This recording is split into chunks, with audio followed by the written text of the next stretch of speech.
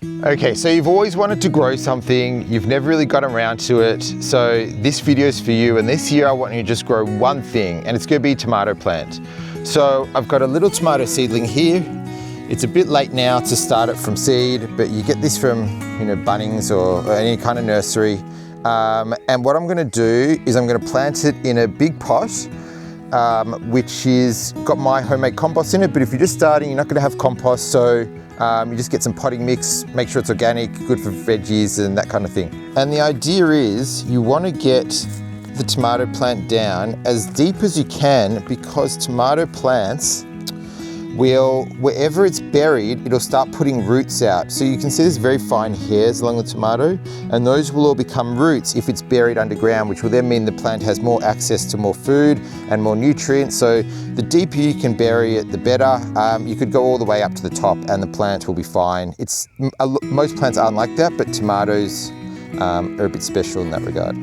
So take it out of the pot. I can see it's got a good root system all the way down to the bottom. It's ready to be planted. So I'm going to put it in my pot.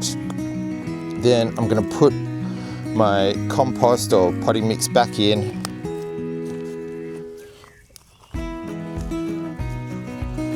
Press it down. Take off some of these lower leaves because you don't want them really touching the ground. And if I had more potting mix, I'd go even higher. I could even go right up to the top, like even right up to the top of the pot. Give it a good water, give it a good feed with some seaweed or something similar. So now, using the magic of television, let's go 1 month into the future and have a look what the tomato plant looks like. So this is the tomato plant, the exact same one.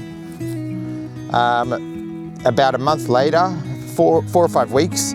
And what I've done is I've put a stake in, and that stake goes all the way down to the bottom to help the plant grow upwards, which it needs in order to support it.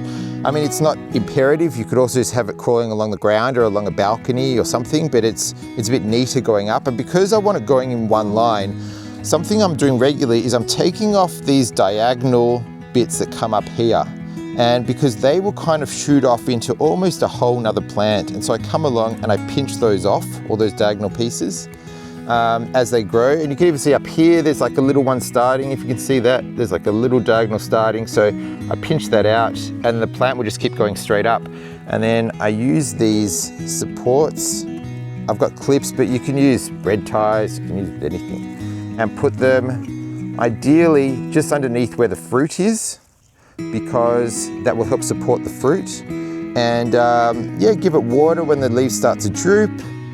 And you can see there's some fruit starting here. Now, one tomato plant is fine. Tomatoes propagate themselves. Tomatoes pollinate themselves, so you don't need another one in order to get fruit. Just from a bit of a breeze is enough to get fruit to set. And you can see here there's another lot of fruit that's starting, and this plant will just keep going up and up. Keep feeding it every 2 weeks. Like I said, give it water when it starts to droop. And if you're not sure if it needs water or not, you can put your finger down into the soil and feel it's a bit dry. It's a bit dry. I might give it a bit of a drink. But you don't want to overwater it. Tomatoes need very little water, but they need lots of food and very easy to grow. And then you've got yourself a tomato plant.